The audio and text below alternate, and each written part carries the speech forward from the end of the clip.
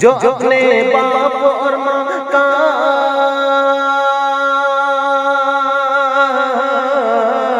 جو اپنے باپ اور ماں کا سہارا ہو نہیں سکتا، جو اپنے باپ اور ماں کا سہارا ہو نہیں سکتا، وہ انسان سرور عالم، وہ انسان سرور عالم کا پیارا ہو نہیں سکتا۔ میری نظر انتخاب حضرت مولانا قطب الدین صاحب قاسمی اس شاعر کے ساتھ شہنشاہ بلاغت چلے آئیے، شہنشاہ بلاغت چلے آئیے، تاجدار فصاحت چلے آئیے، لے کر گلزار طیبہ کے گل کی مہک مشک بار خطابت چلے آئیے، مولانا قطب الدین صاحب قاسمی سے۔ الحمد لله نحمده ونستعينه ونستغفره ونؤمن به ونتوكل عليه ونعوذ بالله من شرور أنفسنا ومن سيئات أعمالنا، من يهده الله فلا مضل له ومن يضلل فلا هادي له، ونشهد أن لا إله إلا الله وحده لا شريك له، ونشهد أن سيدنا وسندنا ونبينا ومولانا محمدا عبده أما بعد، فأعوذ بالله من الشيطان الرجيم، بسم الله الرحمن الرحيم، ما آتاكم الرسول فخذوه وما نهاكم عنه فانتهوا۔ وقال تعالى في موضع آخر، يا أيها الذين آمنوا اتقوا الله حق تقاته ولا تموتن إلا وأنتم مسلمون۔ محترم بزرگوں اور دوستو، اللہ تبارک و تعالی نے اپنے مقدس کلام میں یہ اعلان فرمایا کہ اے ایمان والو، اے انسانوں، یا ایھا الذین آمنوا اتقوا اللہ، کہ تم ڈرو اللہ سے جیسا کہ ان کا حق ہے، اور نہ مرو مگر ایمان کی حالت میں۔ محترم بزرگوں اور دوستو، اللہ تبارک و تعالیٰ کے ساتھ اس طرح انسان کو ڈرنا چاہیے جیسا ان کا حق ہے، اس طرح ڈرے، لیکن نہ مرو مگر ایمان کی حالت میں۔ یہ تو بڑا مشکل ہے کہ یہ آپ کو کیسا پتا چلا گا کہ ہم ایمان والے ہیں، ایمان کی حالت میں ہماری موت آئے یا بغیر ایمان کی حالت میں۔ مسئلے کو سمجھنے سے پہلے آپ ذرا توجہ میرے طرف دیں، جب تک کہ آپ کا توجہ نہیں رہے گا تو آپ کو سمجھ میں نہیں آئے گی۔ مثال کے طور پر آپ سمجھیے کہ ایک ہیرے کو ایک چرواہے نے ایک میدان میں پایا، ایک ہیرے کو ایک چرواہے نے ایک میدان میں پایا، تو اس کو ہیرے سے تو کوئی تعلق تھا نہیں، وہ پہچانتا بھی نہیں تھا کہ یہ ہیرا ہے یا اور کوئی چیز ہے یا سفید پتھر ہے۔ تو اس نے کسی دوسرے کو دکھایا جو کسان ٹائپ کا آدمی تھا، تو اس کسان نے کہا کہ ارے تم اس کو کیا کرے گا، تم مجھے دے دو۔ بولا کہ اتنا خوبصورت ہے چچا، میں کیسے آپ کو دے دوں؟ بولا ارے 1 روپیہ مجھ سے لے لو، دے دو۔ وہ تو پورا خوش ہو گیا۔ 1 روپیہ جب اس ہیرے کا دیا اس کاشتکار نے تو وہ بچہ خوش ہو گیا چرواہا، وہ 1 روپیہ لے کر کے اپنا خوشی خوشی گھر آ گیا۔ اب وہ جو کسان تھا اس کو بھی آتا پتا نہیں تھا، وہ تو ایک خوبصورت چیز تھا، پتھر تھا جو وہ لے لیا تھا۔ اب اس نے سوچا کہ میں اس کو کسی دکاندار کے یہاں بیچوں، تو وہ دکان کے پاس لے گیا کہ یہ آپ بٹخرا کے حساب میں لا کر کے آپ وزن کیجئے اور اس سے آپ تولا کیجئے، کتنا خوبصورت لگتا ہے۔ تو اس نے کہا کہ بھائی خوبصورت تو ہے، تو آپ کتنے میں دیجئے گا؟ بولا کہ ہم 1 ٹکا لیے، 2 ٹکا دے دو، 1 ٹکا لالچی ہے، 2 ٹکا دے دو۔ کہا کہ بہت اچھی بات ہے۔ 2 روپیہ اس کو بیچارے کو دے دیا۔ اس دکاندار نے اپنے دکان کے مینچ پر، ٹیبل پر اس پتھر کو، اس ہیرے کو رکھا۔ لوگ دیکھ رہے تھے، بڑا خوبصورت پتھر ہے، ہیرا تو کوئی جانتا ہی نہیں تھا کہ یہ ہیرا ہے، سوچتا تھا کہ بڑا خوبصورت پتھر ہے جو اس کے ٹیبل پر رکھا ہوا ہے۔ اتفاق سے ایک روز ایک جوہری اس کے یہاں آیا، اس دکاندار کے پاس۔ جوہری اس کو کہا جاتا ہے جو سونے اور چاندی کا کاروبار کرتا ہے، جو اچھی طرح سے ان چیزوں کو جانتا ہے۔ تو اس نے دیکھا ایک خوبصورت ہیرا اس کے دکان کے بیچ پٹرے پر لگا ہوا ہے اور کوئی کچھ نہیں کرتا، اس کی تو قیمت بہت زیادہ ہے۔ اس نے دل میں سوچا اور کہا اس دکاندار سے کہ میرے بھائی اس پتھر کو تم مجھے دو گے؟ بولا ارے بھائی کیوں آپ کو دوں جبکہ میں اس کو 2 روپیہ میں لیا ہوں، اگر آپ 4 روپیہ مجھے دے دیں تو آپ کو آرام سے دے دیں گے۔ تو اس نے کہا کہ ٹھیک ہے، یہ 4 روپیہ آپ اس سے لے لیجئے اور یہ ہیرا مجھے دے دیجئے۔ جو ہیرے کے اندر جو چمک اور دمک اور خوبصورتی تھی، جب اس جوہری نے، اس سونار نے 4 روپیے کے بدلے میں اس ہیرا کو اپنے ہاتھ میں لیا تو وہ دھیرے دھیرے جو اس کی روشنی تھی ٹمٹماتی ہوئی ماند پڑنے لگی۔ جو روشنی اس کے اندر تھا، جو تابانیاں تھیں، وہ دھیرے دھیرے کیا ہوا، ختم ہونے لگا۔ تو جوہری نے کہا کہ میرے دوست جب تو اس چرواہے کے پاس تھا تو تیری چمک اور دمک کے اندر کوئی کمی نہیں آئی، جب تو اس کسان کے پاس تھا تو تیرے اندر چمک اور دمک میں کوئی کمی نہیں آئی، تو اس دکاندار کے پٹرے پر تھا تو اس وقت آپ کی چمک اور دمک میں کمی نہیں آئی، جب میں نے تجھ کو اپنے پاس لایا تو تیرے اندر یہ چمک اور دمک، یہ روشنی ختم کیسے ہوتے چلی گئی؟ تو ہیرے نے کہا کہ جب میں چرواہے کے پاس تھا تو میرا قدر و قیمت نہیں جانتا تھا، جب میں کسان کے پاس تھا تو میری قدر و قیمت ان کے پاس نہیں تھا، جب میں اس دکاندار کے پاس آیا تو اس نے بھی مجھے نہیں پہچانا، اس لیے میری قدر و قیمت ان کے پاس نہیں تھی۔ اب تو میں تمہارے پاس آیا جو تم جانتا ہے کہ میں کیا ہوں، تم جانتے ہو کہ میں ہیرا ہوں، اور تم نے ہماری قیمت جو 4 روپیہ لگایا تو ہمارے اندر یہ روشنی رہ کے ہی کیا ہوگا، اس لیے میں ماند پڑ گیا، پھیکا پڑ گیا۔ تو میرے عزیزوں، میرے دوستوں، میری پردہ نشینی ماں اور بہنیں، میں آپ کو اس لیے توجہ دلایا کہ آپ اور ہم ایک ایمان والے ہیں۔ کون ہیں؟ ایمان والے ہیں۔ اللہ کے رسول صلی اللہ علیہ وسلم نے پورے مسلسل 23 سال تک اس ایمان کے اوپر محنتیں کی، اور ہم مسلمان گھر میں پیدا ہو گئے اور ہم ایمان والے کہلانے لگے۔ ایمان کی قدر و قیمت ہمارے اندر ہے نہیں۔ اگر ایمان کی قدر و قیمت ہمارے اندر ہوتی تو جس طرح سے صحابہ کرام نے کلمہ لا الہ الا اللہ پڑھا، محمد الرسول اللہ کی اقرار سے، زبان سے اقرار کیا، تو ساری چیزیں جو اللہ تبارک و تعالیٰ نے اتنی موٹی قرآن پاک میں جو نازل فرمایا ہے، جتنے حروف ہیں تمام کے اندر اللہ تعالیٰ نے احکامات رکھے ہیں، انسانوں کی زندگی گزارنے کے لیے راستے رکھے ہیں، انسان کس طرح سے زندگی گزارے وہ سارا ضابطہ اور سارا قانون اس قرآن کے اندر موجود ہے۔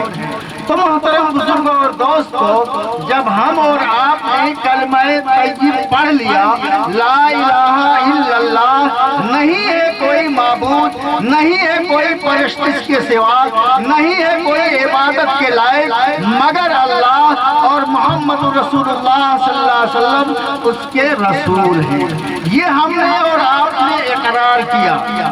اور یہی ہم سے اور آپ سے پہلے صحابہ کرام نے اسی کلمہ کو پڑھا تھا، کوئی دوسرا کلمہ نہیں پڑھا تھا۔ میرے دوستو، میرے عزیزو، توجہ ادھر دیجئے، او بھائی آپ ادھر ادھر توجہ دیجئے، جو میں کہنا چاہ رہا ہوں وہ آپ تک نہیں پہنچے گی، اس لیے توجہ میرے طرف رکھیں، ادھر توجہ نہ بانٹیں۔ اللہ کے رسول صلی اللہ علیہ وسلم کے موجودگی میں جو کلمہ پڑھی گئی وہ یہی کلمہ تھا، کوئی اور دوسرا نہیں تھا۔ لا الہ الا اللہ محمد الرسول اللہ جو ہم پر آپ پڑھ رہے ہیں وہی صحابہ کرام نے پڑھا تھا۔ جب انہوں نے کلمہ پڑھا تو جنگل کے جانوروں نے جنگل کو خالی کر دیا، بڑے بڑے محاذ میں وہ صحابہ کرام گئے تو فتح حاصل ہوئی، बड़े बड़े समंदर में सहाबाए किराम ने अपने घोड़े को दौड़ा दिया, समंदर ऊपर कर गए, कहीं नहीं डूबे। और यही कलमा वो लोग भी पढ़ रहे थे, और आज हम और आप भी यही कलमा पढ़ रहे हैं। हम आज कुत्तों से डरते हैं, कुत्तों से। लोग शेर की सवारी किया करते थे, सहाबा किराम शेर की सवारी किया करते थे, और आज हम कुत्तों से डर रहे हैं, कुत्ता आ रहा है काट लेगा। क्यों? इसलिए कि हमारे पास वो ईमान की मुस्तहकमियत, मजबूतियत नहीं है। हमने दावा तो ठोक दिया है कि हम मुसलमान हैं, लेकिन अपने सही अपने कल्ब से पूछे कि वाकई हम मुसलमान हैं या नहीं हैं। सिर्फ मुसलमान घर में पैदा हुए हैं, लेकिन मुसलमान हम हैं या नहीं, अपने दिल से पूछें। कलमाए ला इलाहा इल्लल्लाह पढ़ने के बाद अल्लाह के रसूल सल्लल्लाहु अलैहि वसल्लम की लाई हुई शरीयत आपके ऊपर हर तरफ से जकड़ लेता है। सहाबे किराम ने ईमान लाया, उन लोगों को चटाई में लपेट कर धुआं दिए गए। सहाबे किराम ने ईमान लाया, छाती पर पत्थर रखकर उनको रोदा गया, गर्म बालू में सुलाए गए, तरह तरह की अजियतें दी गई, लेकिन कलमा ला इलाहा इल्लल्लाह पढ़ लेने के बाद पीछे नहीं हटे। तमाम मुसीबतें, तमाम तकलीफें, तमाम मसाइल झेल गए। क्यों? इसलिए कि वो जानते थे कि ये हमारे लिए फारसी तौर पर ये अजियत है, ये कुछ दिन के अंदर खत्म हो जाएगी, लेकिन आने वाली जो अजियत होगी वो दायमी होगा।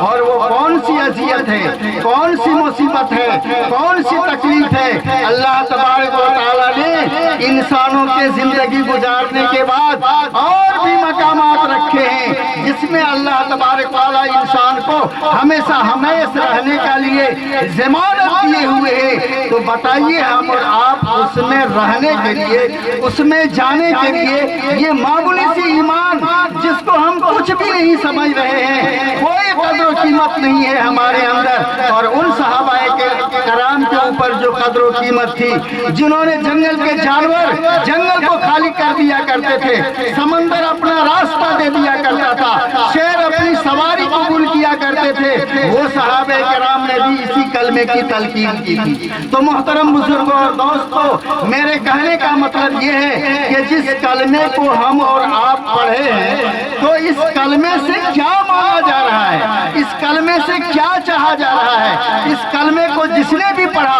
उस वक्त के दौर में उनके मुखालिफत बहुत सारे लोगों ने की, उनको अज़ियतें दिए, तकलीफ पहुंचाई। आखिर क्या? उसका कोई माल छीना था, कोई जायदाद के ऊपर कब्जा कर रहे थे, उनके घर द्वार लूट रहे थे, कुछ नहीं, बल्कि इसलिए कि सिर्फ एक अल्लाह की रुबूबियत को कबूल कर रहे थे, एक अल्लाह को खालिक को मालिक समझ रहे थे, एक मालिक हकीकी को अपना माबूद समझ रहे थे। मोहतरम बुजुर्गों और दोस्तों, वही कलमा हम और आप आज पढ़ रहे हैं। इस कलमे के अंदर जो ताकत उस वक्त थी, क्या ये ताकत खत्म हो गई है इस कलमे के अंदर, जो हमारे अंदर नहीं आ रही है? मोहतरम बुजुर्गों और दोस्तों, कलमे के अंदर वही ताकत है, कलमा के अंदर वही मुस्तक़बिलियत है, लेकिन हमने उसको मजबूती से पकड़ा नहीं। हमने ढिठाई के साथ बुराइयां करते चले जा रहे हैं। जिस तरह के बुराई हम कर रहे हैं, हम समझते ही नहीं कि ये कोई बुराई है। एक मक्खी आई, नाक में बैठी, हटा दिए, खेला खत्म, कोई बुराई नहीं समझते। इंसान जब तक को बुराई नहीं समझेगा, अच्छाई को अच्छाई नहीं समझेगा, तो उसको इम्तियाज नहीं होगा। उसके दिल के अंदर काला धब्बा बढ़ता चला जाएगा, और गुनाह को वो गुनाह नहीं समझेगा, और उस काम को कर बैठेगा, जबकि उसकी गुनाह समंदर से भी ज्यादा बढ़ जाएंगे। तो मोहतरम बुजुर्गों और दोस्तों, हम और आप ईमान वाले हैं। ईमान का तकाजा है कि अल्लाह के नबी सल्लल्लाहु अलैहि वसल्लम की लाई हुई शरीयत के ऊपर अमल पैरा हो जाए, तभी हमारे अंदर कामयाबी है। क्या सहाबा किराम ने इसको अपना ओढ़ना बिछाना नहीं बनाया? अल्लाह के रसूल सल्लल्लाहु अलैहि वसल्लम ने मुसलसल 23 साल तक इंसानों की इस रूहानी मजबूतियत के लिए तबलीग नहीं की।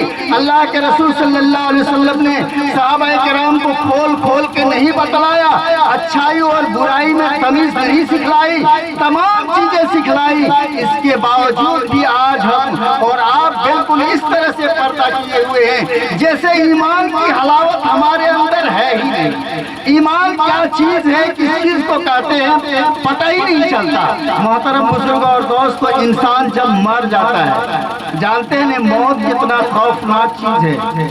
मौत से किसी को छुटकारा नहीं है, चाहे आप जितना मोटरसाइकिल दौड़ा लें, वो चार पहिए दौड़ा लें, लेकिन मौत जिस दिन आकर के पकड़ेगी उस दिन आपको नहीं छोड़ा जाएगा। इसलिए कि छोड़ा ही नहीं किसी को, तो हम और आप कौन है कि छोड़ देगा। तो इसलिए अल्लाह के रसूल सल्लल्लाहु अलैहि वसल्लम, अल्लाह तबारक व तआला ने कुरान में इरशाद फरमाया कि डरो अल्लाह से।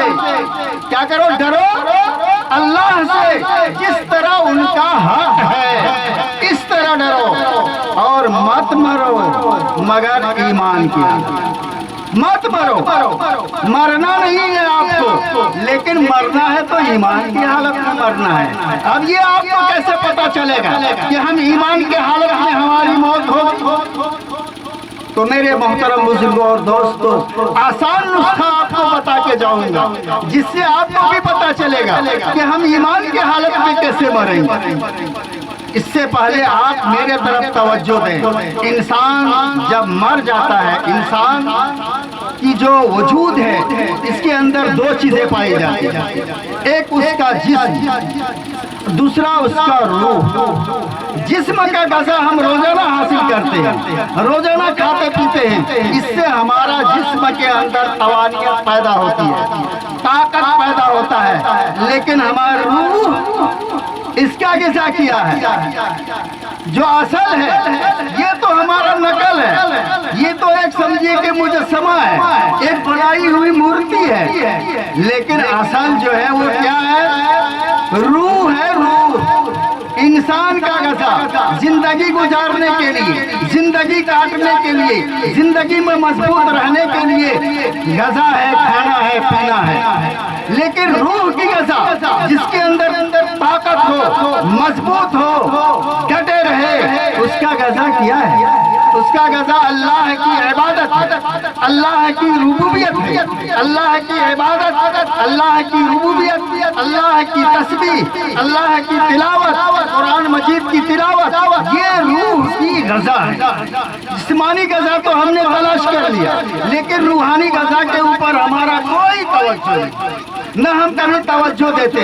इसलिए इंसान जब मरता है तो घर जगह कितना लोग जाता है देखने के लिए, क्या देखता है? वो तो चला गया, क्या देख रहा है? वो तो एक धड़ पड़ा हुआ है, लेकिन आदमी जाने के मुंह हटा ले जरा चेहरा, कपड़ा हटा जरा चेहरा देख लो, क्या चेहरा में देखता है? यही देखता है कि इसकी शक्ल के अंदर, इसके चेहरे के अंदर नूरानियत आई है या कालापन आ गया है। अगर नूरानियत आ गई, खूबसूरत नजर आने लगे, आदमी कहता है कि बड़ा भला इंसान था, बड़ा नेक इंसान था, मरने के बाद भी उसके चेहरे पर चमक।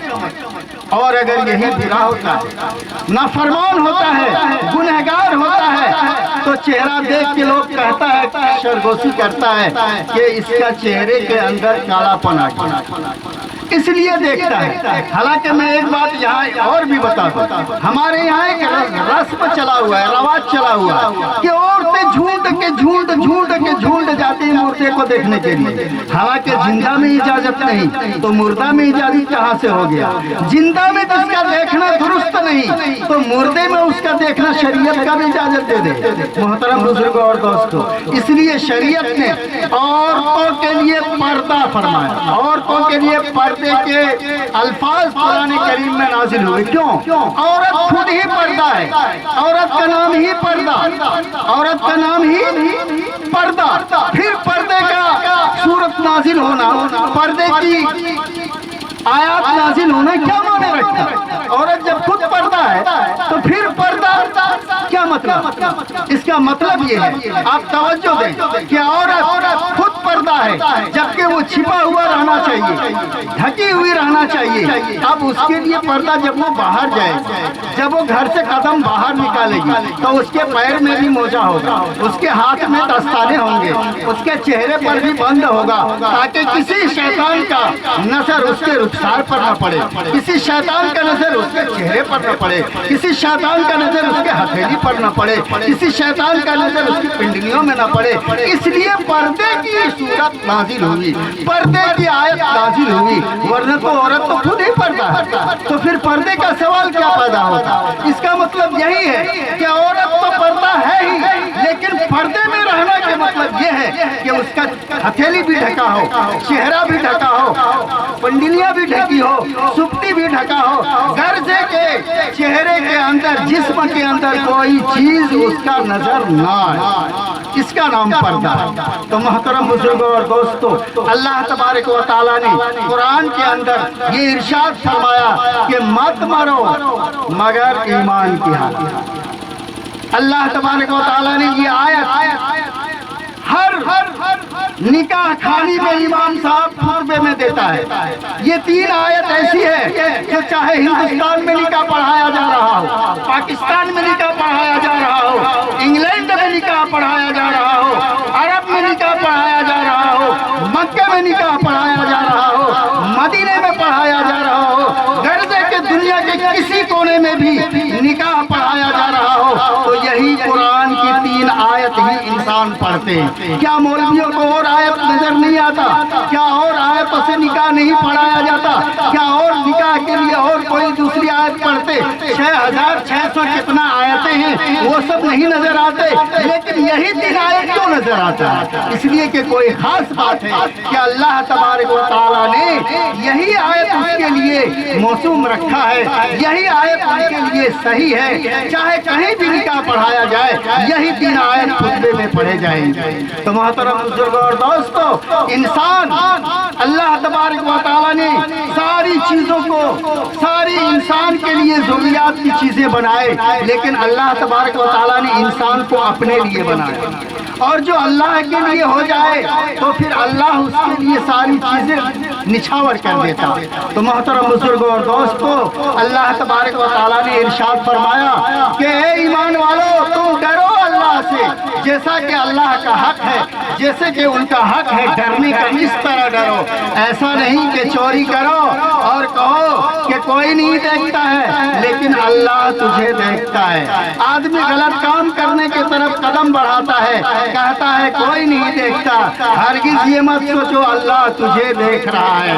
تو ڈرنا کیا ہے کہ اللہ سے ڈرو غلط قدم اٹھانے سے, اللہ سے ڈرو غلط بولنے سے, اللہ سے ڈرو ناجائز کاموں سے, اللہ سے ڈرو غلط حکم لگانے سے, اللہ سے ڈرو کسی کو بغیر کسی کو سوٹ کے مارنے سے. تمام چیزیں اللہ کی نگاہ میں ہمہ وقت ایسے ہیں جیسے آپ اپنے آنکھوں سے دیکھ رہے ہیں. تو محترم بزرگوں اور دوستو, جس خالق کائنات نے آپ کو پیدا کیا, کیا وہ آپ کو نہیں چھوڑ دے گا؟ جس خالق کائنات نے آپ کی تخلیق کی, اس کا کچھ تو مقصد ہے. کیوں آپ کے پیچھے یہ چاند, سورج, ستارے, آسمان, زمین کیوں بچھایا؟ کچھ تو غرض ہے. جس کے بنا پر اللہ تعالیٰ نے آپ کو چنا, جس کے بنا پر اللہ تعالیٰ نے ستاروں کی روشنی, چاند کی چاندنی, سورج کا چکمگاہٹ آپ کے لیے ہے. یہ کھیتی باڑی ہرے ہرے یہ آپ کے لیے ہے. اللہ تبارک و تعالیٰ نے آپ کی سانس کو بنانے کے لیے, آپ کی تقویت پہنچانے کے لیے, غرض کی دنیا کی جتنی ساری چیزیں ہیں یہ آپ کے لیے ہے, لیکن آپ اللہ کے لیے ہیں. جب آپ اللہ کے لیے ہیں تو اللہ سے ڈریے اس طرح جس طرح ان کا حق ہے. تو محترم بزرگوں اور دوستو, اللہ تبارک و تعالیٰ نے ارشاد فرمایا کہ اللہ سے ڈرو جیسا ان کا حق, لیکن مت مرو مگر ایمان کی حالت. یہی مسئلہ مشکل ہے, نہیں مرو مگر ایمان کی حالت میں. اور ایمان آپ کا کب رہے گا کب نہیں, ایمان کی حالت میں مرنا یہ کیسا؟ ایمان کی حالت میں مر جانا یہ بڑا مشکل بات ہے. محترم بزرگوں اور دوستوں، نسخہ بتایا ہے بڑے لوگوں نے کہ آپ ایسا کریں، کوئی خطا کرے آپ فوراً توبہ کریں، کوئی خطا کرے توبہ کرنے میں دیر نہ کریں، کوئی گناہ کرے توبہ کرنے میں دیر نہ کریں، کوئی غلط قدم پھسل جائے توبہ کرنے میں دیر نہ کریں، تو یہ آپ کا طریقہ اسلام ہوگا۔ کیا ہوگا؟ طریقہ اسلام پر ہوگا۔ جب آپ اسلامی طریقے کو اختیار کریں گے تو انشاءاللہ خاتمہ ایمان پر ہوگا، اور اگر آپ نے اسلام کا طریقہ اختیار نہیں کیا تو آپ جائیے کہ خاتمہ آپ کا ایمان پر نہیں ہوگا۔ لیکن انسان، عام انسانوں میں اور نبیوں میں موت کے اندر فرق ہے۔ جو ہمارے اندر جو ملک الموت آئیں گے اور نبیوں کے پاس جو ملک الموت آئے گا، ہمارے اور آپ کے آنے میں فرق ہے۔ بھائی ادھر ذرا دیکھیے، نبیوں کے پاس، انبیاء علیہ السلام کے پاس ملک الموت جب آتے ہیں تو ان کی اجازت سے آتے ہیں۔ کن کی اجازت سے؟ نبیوں کی اجازت۔ اور ہمارے اور آپ کے پاس آتے ہیں تو لینے کی ضرورت نہیں ہے اجازت، وہ تو دھڑا دھڑ آئیں گے، ذرا سا بھی آپ کو مہلت نہیں ملے گی کہ بیٹا کو کچھ نصیحت کر دینا تھا، بینک میں فلانا روپیہ فلاں جگہ رکھا ہوا ہے، ذرا ہم اس جگہ سے میں اس کا نام تھا میں بتا دوں۔ یہ سب چکر کچھ نہیں چلے گا، بلکہ ملک الموت آئیں گے اور سیدھا ہی کھینچ لیں گے۔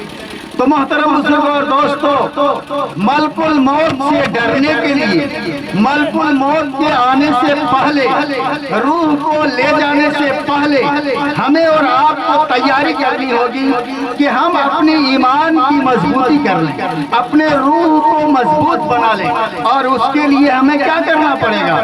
ما آتاکم الرسول فخذوہ وما نہاکم عنہ فانتہوا، کہ تمہارا رسول، تمہارا پیشوا، تمہارا رہبر، تمہارا نبی جو تمہیں دے اس کو تم لے لو، فخذو، اس کو حاصل کر لو، وما نہاکم عنہ فانتہوا، اور تمہارا رہبر، تمہارا نبی، تمہارا پیشوا، تمہارا رسول اگر تجھ سے منع کر دے، روک دے، تو اس سے تم رک جاؤ۔ تو رکنا اور لینا یہ ہمارا دو کام ہے۔ جس کو اللہ کے رسول صلی اللہ علیہ وسلم عطا کرے حاصل کرو، منع کرے رک جاؤ، تو ہمارے لیے کامیابی ہے۔ محترم بزرگوں اور دوستوں، اللہ کے رسول صلی اللہ علیہ وسلم نے پوری 23 سال تک انسان کو اسی تعلیم کے اوپر رغبت دلائی اور انسان کو اللہ کی وحدانیت کی طرف بلایا۔ محترم بزرگوں اور دوستوں، جب تک اللہ اللہ کی صدا اپنے دلوں کے اندر نہیں رکھیں گے، آپ کا ایمان مضبوط نہیں ہوگا، آپ کا دل مضبوط نہیں ہوگا۔ ایک کافر کے سامنے جاتے ہوئے آپ ہچکچاتے ہیں، کیوں؟ اس لیے کہ ہمارا ایمان مضبوط ہے ہی نہیں، ہمارے اندر جو طاقت ہونی چاہیے وہ ہے ہی نہیں۔ کیوں؟ اس لیے کہ کلمہ تو ہم نے پڑھا لیکن اس کے مطابق ہماری زندگی گزر تو نہیں رہی ہے۔ آدمی نکاح کر کے لاتا ہے، نکاح میں امام صاحب نے آپ کو خطبہ پڑھا دیا، نکاح کر دیا، اب بیوی بیگم صاحبہ آپ کے گھر چلی آئی، اب آپ کو صبح ہوتے ہی ایک لسٹ سما دے گا کہ یہ سامان آپ بازار سے خرید کے لے آئیے، تو کیا آپ کہیں گے کہ نکاح میں ایسا لسٹ کہاں دکھایا تھا؟ تو پتہ چل جائے گا کہ کہاں دکھایا تھا۔ محترم بزرگوں اور دوستوں، نکاح کرنے کے بعد بیوی کی ساری ضروریات آپ کے ذمہ آ جاتا ہے۔ اسی طرح کلمہ پڑھ لینے کے بعد اسلامی جو قوانین ہیں وہ سارے کے سارے آپ پر لاگو ہو جاتے ہیں، اب آپ چھٹکارا نہیں پائیں گے۔ تو اس لیے ہم اور آپ کلمے کے بندھن میں بندھے ہوئے ہیں، کلمے کو اپنے دلوں سے لگائے ہوئے ہیں، کلمے کو اپنے سینے میں اتارے ہوئے ہیں۔ تو کلمے کو اتار لینے سے وہ کلمہ جو چاہتا ہے اس کے حساب سے آپ کو زندگی گزارنی ہوگی، کلمے کے مطابق اپنا زندگی گزارنا ہوگا، تبھی جا کر کے ہم اللہ کے رسول صلی اللہ علیہ وسلم کی لائی ہوئی شریعت کے مطابق اپنی زندگی کو ڈھا سکیں گے۔ تو محترم بزرگوں اور دوستوں، علماء کرام کی فہرست بھی لمبی ہے اور رات بھی کافی گزر چکی ہے، اور شعراء کرام بھی ہمارے موجود ہیں جن کی گنگناتی ہوئی آواز آپ کے دلوں کو گدگداتا ہے، جگاتا ہے۔ تو ہم لوگ تو چاہ رہے تھے کہ زیادہ تر شعراء کرام کی ہی کلام ہو تاکہ لوگوں کو اچھا لگے۔ تو محترم بزرگوں اور دوستو، یہ ضمنی باتیں تھی جو میں نے آپ لوگوں کے بیچ رکھا۔ ہمیں اور آپ کو چاہیے کہ اپنے دل کو مضبوط کریں، اپنے کلمے والی زندگی کو گزارنے کی کوشش کریں، تبھی ہمارے اور آپ کے لیے کامیابی ہے۔ ورنہ تو یہ چند دن کی زندگی ہے، کب موت ہو جائے، موت آ جائے، نہ تو وہ اسلام پر ہو نہ ہمارے ایمان پر ہو۔ اس لیے ہمیں فکر ہونی چاہیے کہ کوئی بھی غلطی کریں فوراً توبہ کریں، توبہ کرنے میں دیر نہ کریں۔ یہی اسلامی طریقہ ہے، اور جب ہم اسلامی طریقے کو اختیار کریں گے تو انشاءاللہ ثم انشاءاللہ ہماری موت ایمان پر آئے گی۔ محترم بزرگوں اور دوستو، اللہ تبارک و تعالی ہمیں اور آپ کو سننے سے زیادہ عمل کرنے کی توفیق عطا فرمائے۔ وآخر دعوانا الحمدللہ۔